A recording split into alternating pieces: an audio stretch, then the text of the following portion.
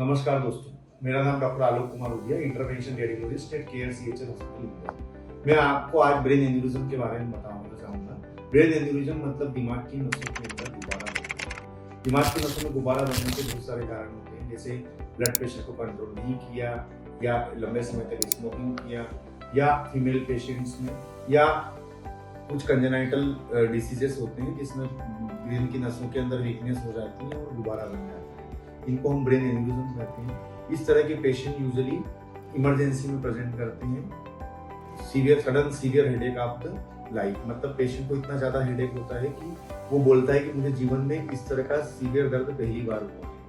अब brain aneurysm के patient usually 50% patient तो अस्पताल में अनकॉन्शियस स्थिति में पहुंचते हैं। 50% पेशेंट में से 30% पेशेंट ऐसे होते हैं जो एक हाथ पांव में कमजोरी हो गई या अनकॉन्शियस या इरिटेबल स्थिति में आते हैं, और 20% पेशेंट उसके बाद पेशेंट अस्पताल ही नहीं पहुंच पाता है। इतना ज्यादा ब्रेन में ब्लीडिंग हो जाता है कि पेशेंट अस्पताल तक भी नहीं पहुंच पाता है। और यह बहुत कॉमन बीमारी है, मतलब 1 लाख लोगों में करीब आप मान के चले 50 लोगों में यह बीमारी पाई जाती है। ठंड बढ़ने पर, ब्लड प्रेशर बढ़ने पर, या यूजुअली हम इस तरह के पेशेंट कोल्ड वेदर में ज्यादा देखते हैं, या टेम्परेचर जब वेरिएबल होता है तब देखते हैं। ब्रेन एन्यूरिज्म का ट्रीटमेंट 2 तरीके से किया जाता है। एक तरीका होता है जिसमें हम खोपड़ी खोलकर ब्रेन के गुब्बारे के अंदर क्लिप लगा देते हैं, और दूसरा तरीका होता है कि हम तार के माध्यम से गुब्बारे के अंदर कॉइल डाल देते हैं, जिसको ब्रेन एन्यूरिज्म कॉइलिंग कहते हैं।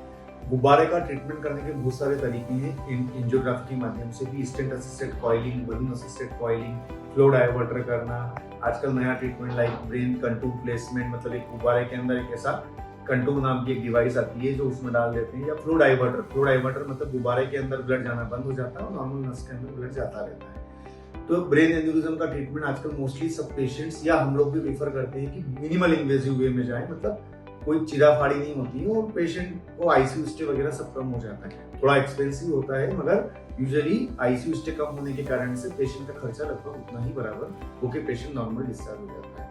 एक दूसरा तरीका होता है क्लिपिंग, जो सर्जरी, न्यूरो सर्जरी वाले डॉक्टर के द्वारा किया जाता है, जिसमें ब्रेन का खोपड़ी खोल के उसके अंदर एक क्लिप नाम का, जैसे हमारा क्लिप होता है, ऐसा क्लिप लगा देते हैं गुब्बारे के मुंह पर। 2 तरह के ट्रीटमेंट होते हैं, क्लिपिंग एंड कॉइलिंग।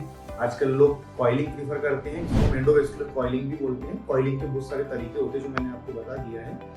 तो ब्रेन एन्यूरिज्म के पेशेंट जब बहुत ज्यादा हेडेक हो या कंटिन्यूस किसी को हेडेक बना रहता है, तो इस तरह के पेशेंट उनको आकर दिखाएं। हम उसका इमेजिंग द्वारा, सीटी स्कैन द्वारा या एंजियोग्राफी के द्वारा उसका पता करेंगे और फिर उसका ट्रीटमेंट करेंगे, क्योंकि ट्रीटमेंट करना जरूरी है, नहीं तो ये गुब्बारा फिर से फट जाता है। अगर एक बार फटा है तो दूसरी बार फिर से बहुत जल्दी फटने की संभावना होती है, तो इसको एज अर्ली एज पॉसिबल हमको ट्रीट करना है। Thank you.